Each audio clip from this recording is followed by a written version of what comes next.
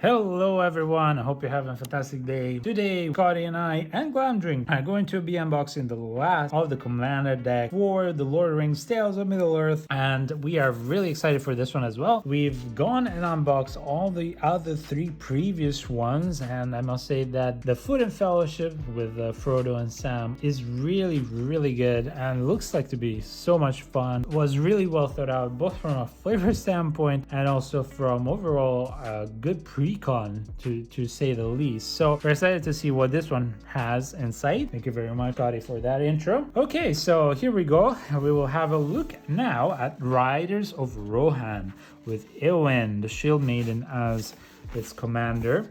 So let's have a quick look at the contents of the box. As usual, I have a 100 card deck with 20 new cards, and all the cards in here have new art themed for the Lord of the Rings. You can get a foil-etched display commander, 11 double-sided token cards, a deck box, a life wheel, strategy insert, and a reference card. You also get a collector's booster sample pack and the two legendary traditional foils, which are actually the general and the commander of the deck. So those are the content of the product, and we're really excited. So let's get cracking onto Riders of Rohan, blue, red, and white deck. So we'll open from the bottom. These are made in Belgium, so it tends to be that foils and overall card quality tends to be better, but don't hold your breath. Sometimes you will find cards that are unfortunately not up to standard, and you find the contents of your deck. As usual, you get a deck box which will hold the deck proper, but only if you don't sleeve it.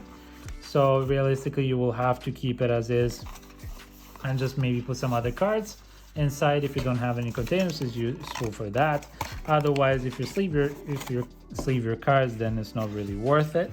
And then you get counters side with cardboard, and we get the deck,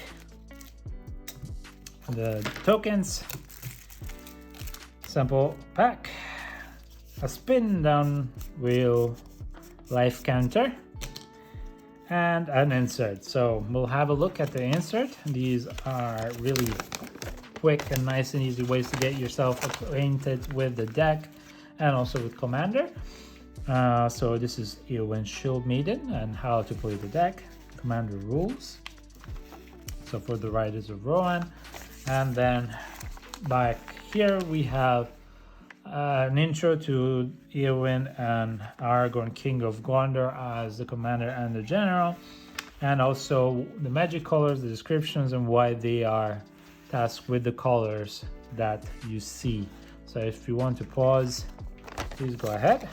I love these inserts. Okie dokie, so without further ado, let's jump into the collector sample pack, which will have one ring showcase card and a foil scene card. And let's see what we get here. And also a tomb. Oh, King of Oathbreakers. This is very nice. So you get the borderless King of Oathbreakers foil and an elephant foil. So that's really nice. I guess this is kind of like the showcase slot. You know, it's not just the ring showcase. It can be any of those ones. That's really nice. I like that. That's a very good card, I believe. Next up, let's look at Eowyn proper and also at the tokens contained within. The 11th card is always going to be the Ring Tempts You card. So there you go. If you've not seen it before, we have a guide on our channel. So if you want to understand how that works, we will link that below. And now let's have a look at Eowyn Shieldmaiden. I'm trying to understand what this is. I think this is one of the Nazgul beasts. Okay, so she is a 5/4 human knight for 2 generic, 1 blue, 1 red, and 1 white, and has first strike. And at the beginning of combat on your turn, if another human enters the battlefield under your control this turn, you create 2/2 red human knights creature tokens, okay, with trample and haste.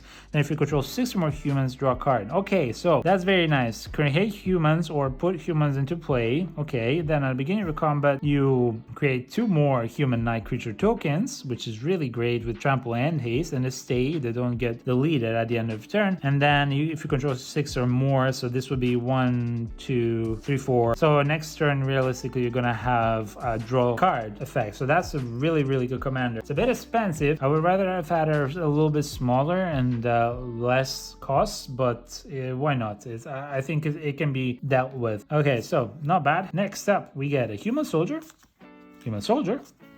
human knight, treasures, and then the monarch is back, and look at the beautiful art of this one. This is so beautiful. So the monarch says that at the beginning of your end step you draw a card, and whenever a creature deals combat damage to you, its controller becomes the monarch. Then we get some human tokens. That's really beautiful. I love this one. So beautiful, this art. Really beautiful art. Okay, and that's it for the tokens. Now let's have a look at the deck proper. Okay, so we've seen Eowyn. This is the foil version, quite beautiful foiling. Argon, King of Gondor. Look at that foiling, is so gorgeous with those petals. The white tree of Minas Tirith, that's really beautiful. Okay, so Argon, King of Gondor is a 4/4 human noble for 1 generic, 1 blue, 1 red, and 1 white. Has vigilance and lifelink, so that's really good. The sun has first strike, that's vigilance and lifelink. When it enters the battlefield, you become the monarch, and whenever it attacks up to 1 target creature, you can't block this turn. If you're the monarch, creatures can block this turn. So that's not bad. So this is a very interesting mechanic, and it's very flavorful because this is the coronation of Aragorn after the defeat of Sauron. Yeah, I don't know how I like this because monarch is kind of like an iffy thing. You're always able to at least get it back because you can attack and make 1 creature unblockable, so you can always become the monarch, so that's really nice. And you can keep like basically slamming into the faces of your opponents your cards, so that's really good. It could be really good. So I like that, and it's a human as well. It's interesting. I will see how it is. It's a vigilance lifelinker as well. So okay, let's start up. We have Precon of the Guard. It's a human soldier 3/3, 3 generic and 1 white. Whenever it or another human enters the battlefield under control, creatures you control get +1/+1 vigilance until the end of turn. So this is a great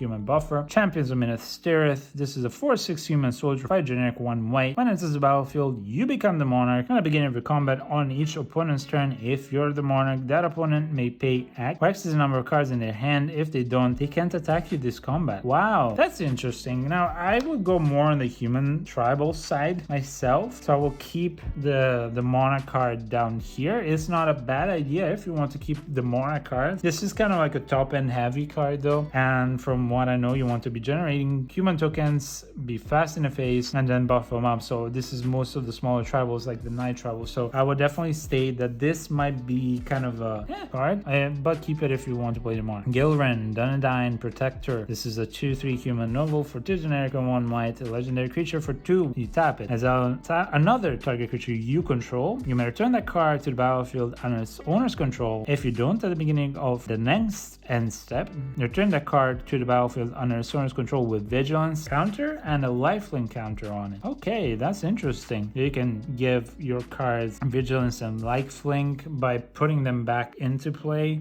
That's not bad at all.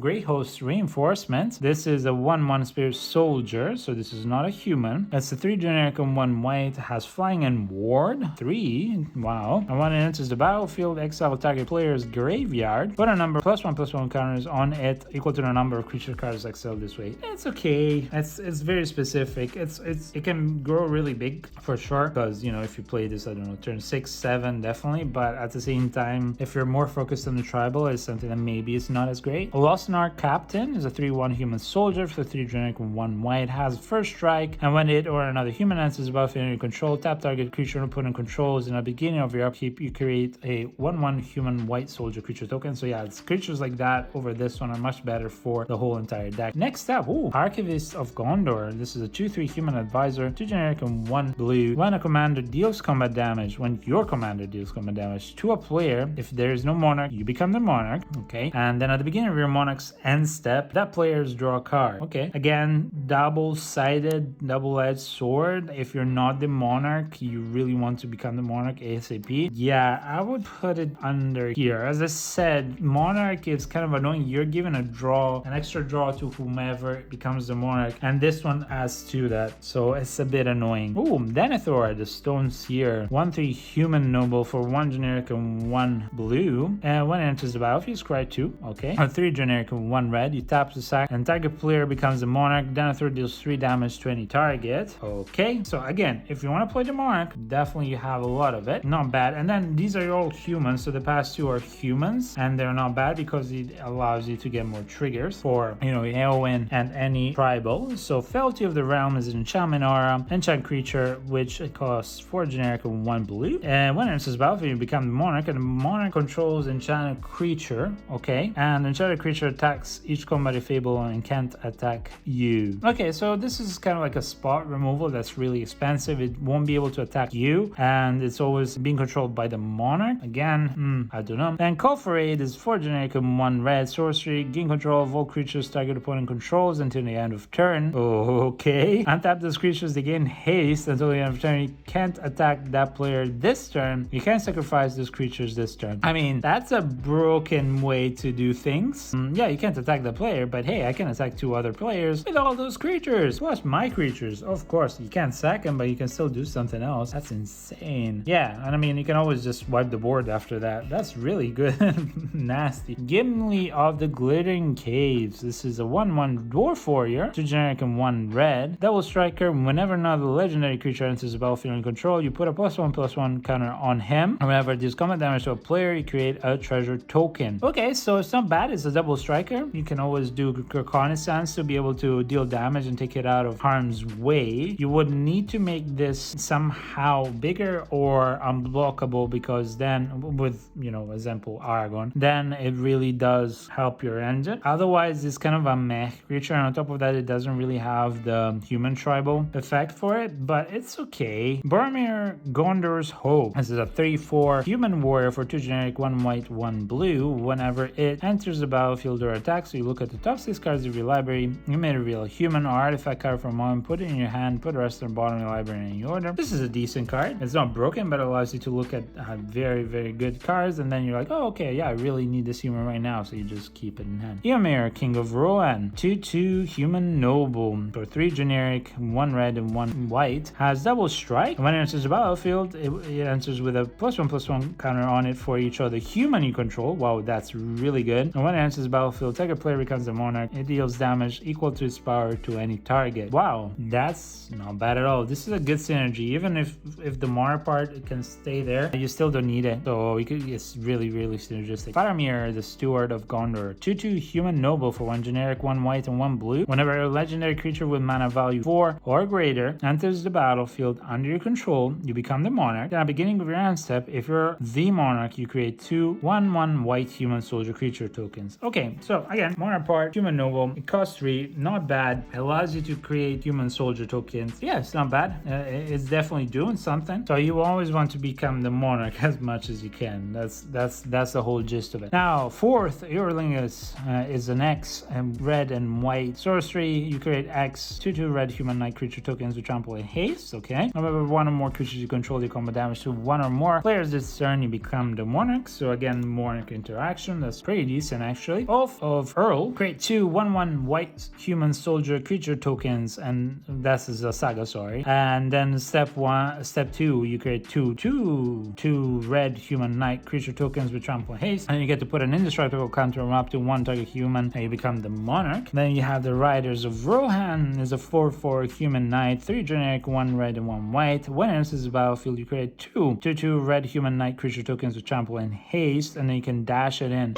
I like it. It's not great for the dash cost, but it does synergize really, really well. Taunt from the Rampart is a 3 generic, 1 red and 1 white sorcery. Goad all creatures your opponents control until in your next turn. Those creatures can't block. Oh, this is nice. Synergizes with the monarch part of things as well. So that's really, really nice. That's not bad. And of course, until your next turns, they can only attack your opponents, and they will attack each combat if able. So that's really, really nice. Crown of Gondor is a 3 generic legendary artifact Protect Equipment. Okay, that's a beautiful crown. And it costs 3 generic, as I said. And equipped creature gets +1/+1 for each creature you control. Great. Non-legendary creature enters the battlefield and control. If there is no monarch, you become the monarch. Okay, that's really good for the monarch part. And you equip 4 generic, and this ability costs 3 less to activate if you're the monarch. So that's really, really good for the monarch, and it really does buff up the creature a lot. Now we get 3/3 Bastion Protector Human Soldier for 2 generic and 1 white. Love the art of this one. Commander creatures you control get +2/+2 and have indestructible. This is nice. I really like this because it gives indestructible to your commanders, but at the same time it also buffs them, so it's really, really good, and it's only your commander creature, so I really like that one. Dearly Depart is a 5/5 spirit. Okay, has flying.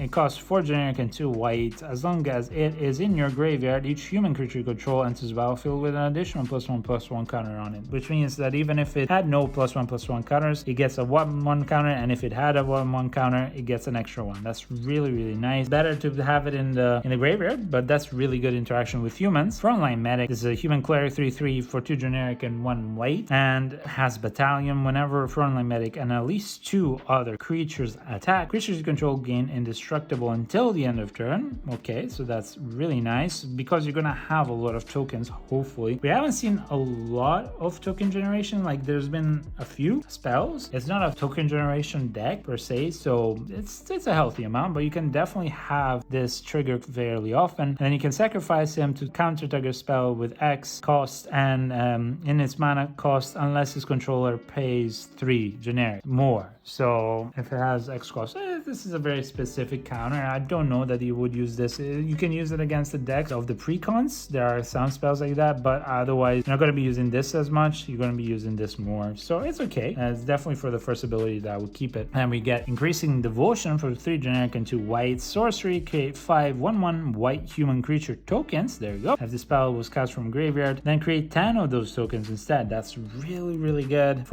I mean, it is expensive. You're going to be paying 9, but I mean, you're just creating so much value overall, and it keeps coming back, so that's not bad at all. So far though, I haven't seen any removal. There has been some board status anthem kind of things, but it's only some. Marshall's Anthem, oh, there it is. Haha. 2 generic and 2 white is an enchantment. You can multi-kick it for 1 generic and 1 white. You can pay it as any times as you cast the spell, and creatures you control get +1/+1, and when it enters the battlefield, return up to X target creature cards from graveyard to the battlefield, where X is the number of times you've kicked this up. This is a really, really good enchantment. I really like it. Then we get the Selfless Squire, which is a 1/1 human soldier for 3 generic, 1 white, has flash. When it enters the battlefield, prevent all damage will be dealt this turn, and when damage that will be dealt to you is prevented, put that many +1/+1 counters on Selfless Squire. It's a fog effect that busts him off. It's kind of like a mech creature. I don't know if I would keep this one so much. Oh, Unbreakable Formation. Wow, okay, cool.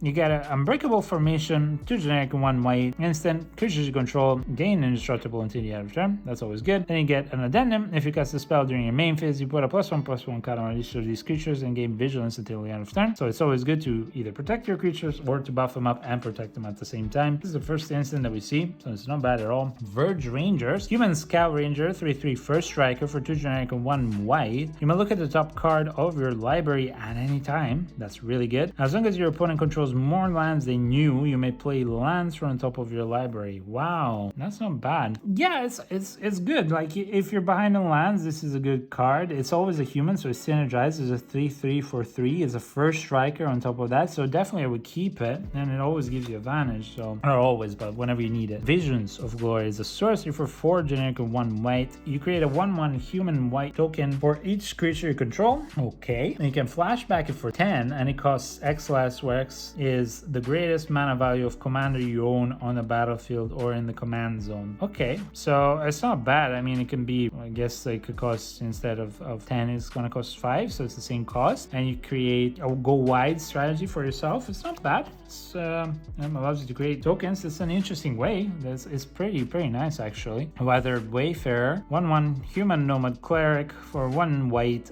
tap 1 white and tap it to search your library for a land card. They really put it in your hand, then shuffle, activate it only if your opponent controls more smaller lands. Now this is annoying. Like these two gave you land advantage only if you're behind, so that's kind of annoying. Definitely if you're looking for land advantage, I will use other ones instead of those two. Combat Celebrant is a 4/1 human warrior for 2 generic and 1 red. If it hasn't exerted this turn, you may exert it as it attacks, and when you do, untap all other creatures you control, and after this phase there's an additional combat phase. And exert a creature won't untap during your next untap step. So basically it allows you to attack twice with this, but if it's not tapped. So every other turn you can do this. It's not bad. It's definitely decent. I think it's a very strong card. You only do it 1 per turn, and you need to be able to save it because it doesn't have first strike, so you need to be able to do that. You can untap it with other effects for sure, so you can do this every turn, but I would reckon there aren't that many untap effects for target creature in this Precon deck, but still it's very good. I like it. Court of Ire. This is a 3 generic and 2 red enchantment. When it enters the battlefield, you become the monarch, and at the beginning of your upkeep it deals 2 damage to any target. If you're the monarch, it deals 7 damage to it instead. Wow, that is really good. If you're the monarch with this is insane. This is just strong. Yeah, that's a great enchantment. Oh, Earthquake, of course.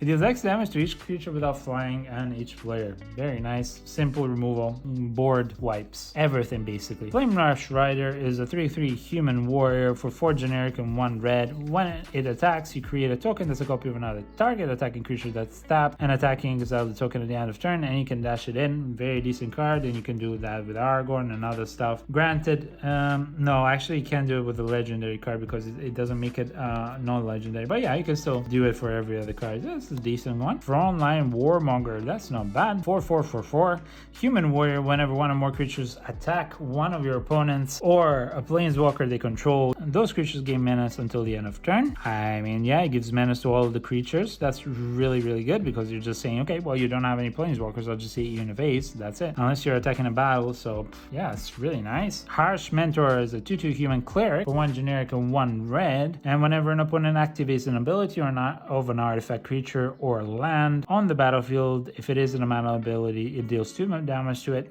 It's okay, there are better humans for it. It's good to punish your opponents for doing that, but still there are better humans. Shared Animosity is an enchantment for 2 generic and 1 red. Whenever a creature you control attacks, it gets +1/+0, and until the end of your turn for each other attacking creature that shares a creature type with it. Wow, that is really good. So this can really buff up all your humans a lot. This is a very good card in this deck as well. Yeah, this and Combat Celebrant, you're doing a lot of damage with these two.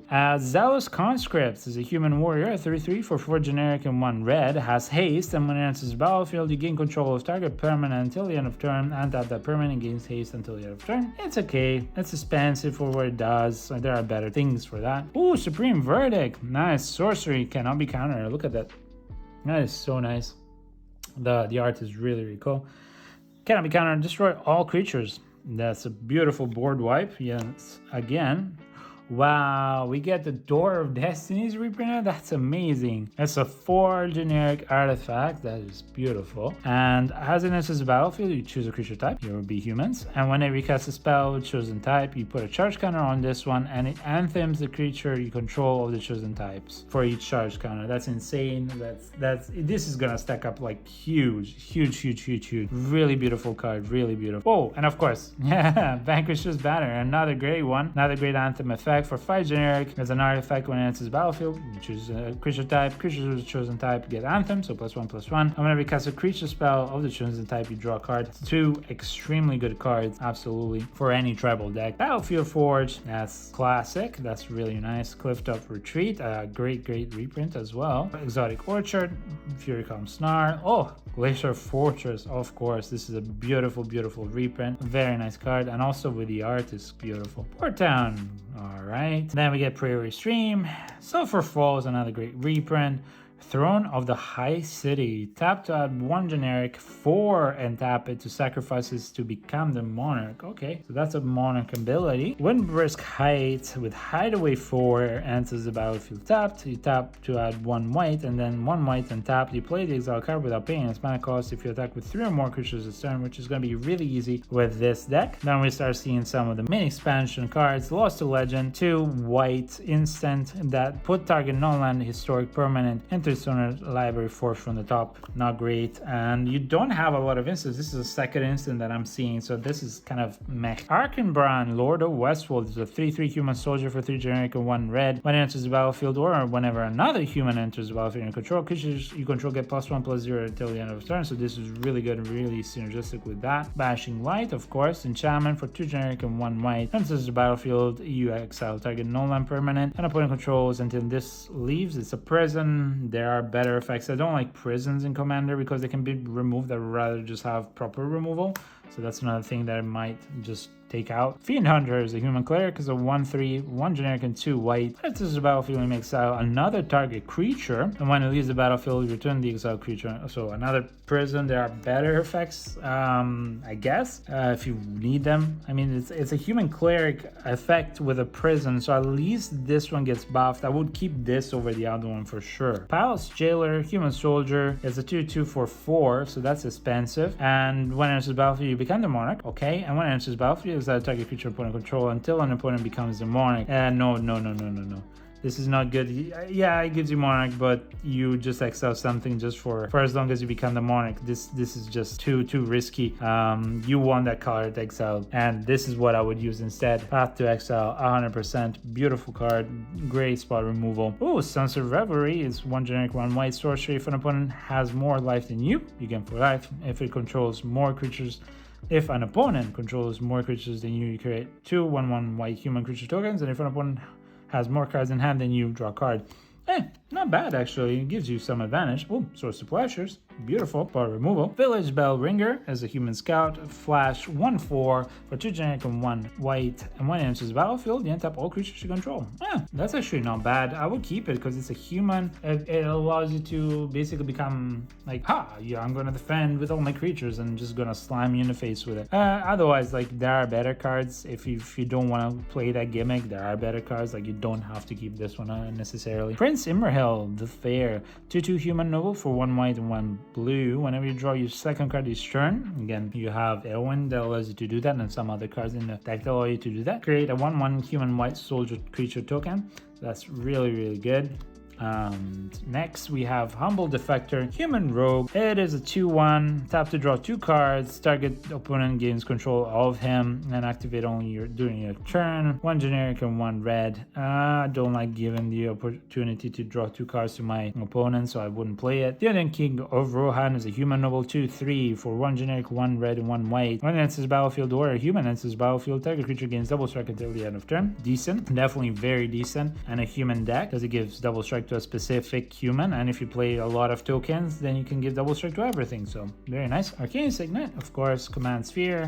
Heirloom Blade, this is the first time seeing it here, and it's a 3 generic artifact equipment. A quick creature gets +3/+1. Whenever a quick creature dies, you may reveal cards from the top of the library until you reveal a creature card that shares a creature type with it, humans. Put that card into your hand and the rest of the bottom of your library in a random order.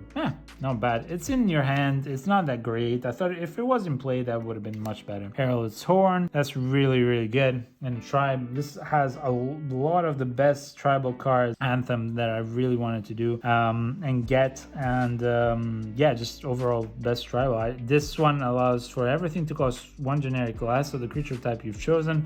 And at the beginning of your upkeep, you can look at the top card of your library. If it's a creature card of the chosen type, you reveal and put in your hand. So you can draw extra cards if you have humans on top. That's really nice, and I play this in all my tribal, so this is amazing. Soul Ring, of course. Talisman of Conviction, very good to get the talismans, and a Progress. That's really nice. The Progress one is actually fairly expensive if I'm not mistaken. Thought Vessel, you have no maximum hand size. Yeah, this is a classic. And then Wayfarer's Bauble, another classic. Command Tower, Evolving Wilds, Field of Ruin, Path of Ancestry, Rock's Passage, Secluded Courtyard, Thermorphic Expanse, Tranquil Cove, Windscar Crag, and then we go for the land. 9 plains, 5 islands, and 5 mountains. So what do we think of this deck? It is a very interesting deck. I will say that straight off the bat. I'm gonna try and be as objective as possible because I don't want to have the fact that I'm not a huge Monarch, a lover, influence the scoring of this deck. I think it has a lot of synergy for both sides. It has a lot more synergies for humans than it has synergies for Monarch, and of course you can easily get Monarch back with Aragorn. Now if you don't play Aragorn, I would say don't play the Monarch at all, because without Aragorn it just kind of becomes meh.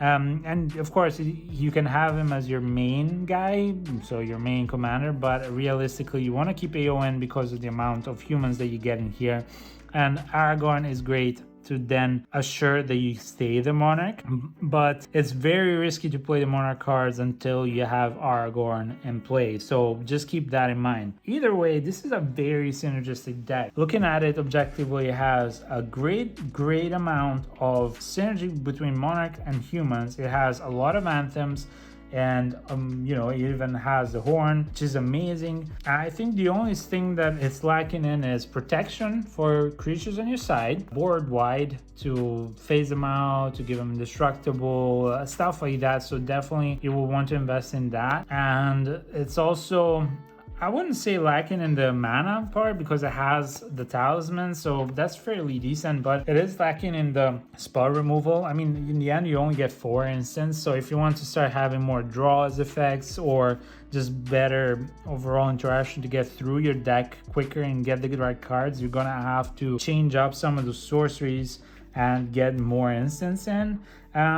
Yeah, some of the enchantments are really good and synergistic, so I would say synergy wise I will give this a 7 for sure, even though I scored the Knights deck a 7.5 and it didn't have all the anthems. The thing is that deck had more board wipes and more interactions, and it was much quicker on the board. I see the fact that it being Monarch heavy as well is detrimental. Had they gone quicker on board, this could have been a 7.5 or an 8, just like the Knights deck, and even higher because of the synergies with what they have as anthems. And again, but my problem here at the moment is it's kind of like it's pulled back by the Monarch part, which can really speed you up, or it can be a drawback depending if you're the Monarch or not. So realistically I'll give this a clean 7 with the probability of 7.5 if you're wanting to push it more onto the human side, remove this bulk of the Monarch cards. And on top of that, as I said, it doesn't have a lot of spot removals and a lot of protections, nor a lot of, well,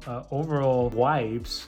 You have a lot of token generation, that is great. A lot of the right token generation, that is great. So the problem is you're not the only one going on the board and in a commander game, and you'll definitely want to have something to deal with your enemy's board at one point or another, and spot removal sometimes just doesn't cut it. So you will want to have protection for yours, large removals, ways to get back the creature cards if they've been removed by your opponents or by a board wipe. You definitely want those kind of effects, but other than that, this deck is pretty fun. So if you're interested to figure out how we would upgrade this deck and what things we would do to change it to make it much more fun and more competitive, please stay tuned to our channel, like, comment, and subscribe. It helps us a lot, and you'll be able to see the next video where we go and upgrade Eowyn, Shieldmaiden, and give you the best options that we can think of to make it an insanely strong deck. And other than that,